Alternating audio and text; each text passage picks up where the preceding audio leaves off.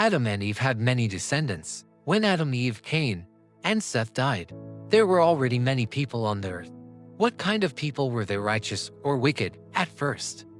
Most of them feared God and served Him. But over time, people gradually became wicked. Eventually, all people became evil except one, Noah. The Apostle Peter calls Noah a preacher of righteousness to Peter 2:5. The Spirit of God ruled in his heart, and he loved God. The Lord was angry with the wicked people and decided to punish them. And God said to Noah, "I will bring a flood upon the earth to destroy all flesh, in which is the breath of life.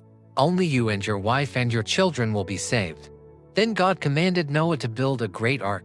What is an ark? An ark is a large ship. Noah built a huge vessel that would float on the surface of the waters when God sent the flood upon the earth. He made the ark out of very strong wood, cutting down many trees and preparing many planks. Noah made a door in the side of the ark and a window at the top. Noah warned the people around him that God would destroy the world with a flood, and urged them to turn away from their evil ways and return to God. But no one listened to him. People continued to eat and drink carelessly, not thinking about God and not trying to please Him.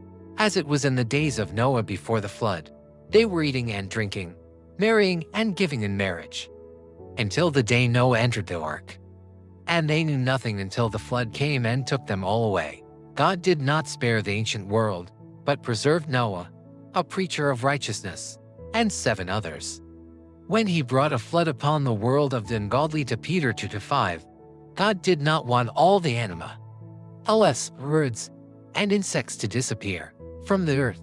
So He commanded Noah to take several pairs of every kind of animal, bird, and insect and bring them into the ark. Noah also took grain, fruit, and hay to feed the animals while they were in the ark. Then Noah himself entered the ark with his wife, his 3 sons, and their wives. Thus, there were 8 people in the ark. Noah did not close the door of the ark. God Himself closed it. And Noah knew that he had no right to open the door until he received God's command. Then a great rain began, which did not stop day or night. What happened to the wicked inhabitants of the earth? How they must have regretted not listening to Noah's warnings. People climbed trees, but the water quickly reached them there. They went up to the tops of mountains, but the water reached there as well.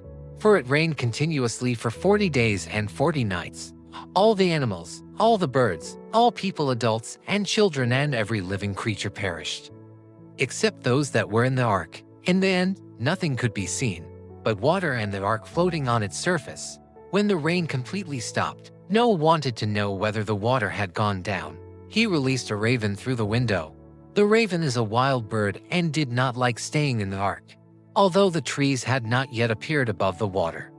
The raven did not return to Noah but flew back and forth until the earth dried. Then Noah released a dove, but the dove found no place to rest and returned to the ark.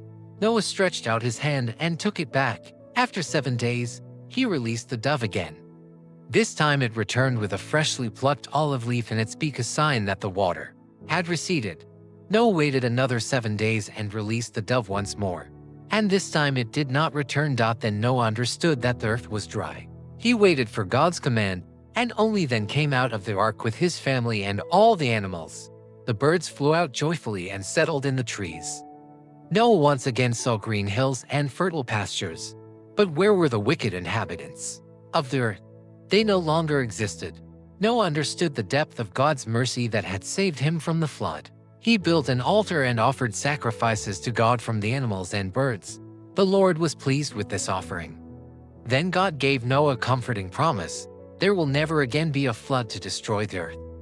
When it rains, look at the sky. I will place my rainbow in the clouds as a sign of the covenant between me and the earth. God gave this promise because, in due time, the Lord Jesus was to come to the earth and die for the sins of all people. At the appointed time, Jesus came and died. He will come again, and then the earth will be destroyed by fire. I hope that we will be saved on that day, just as Noah was saved. If we do not think only about eating, drinking, and pleasure, but also about our spiritual life, watch yourselves, lest your hearts be weighed down with dissipation, drunkenness, and the cares of this life, and that day come upon you suddenly. Luke 21:34.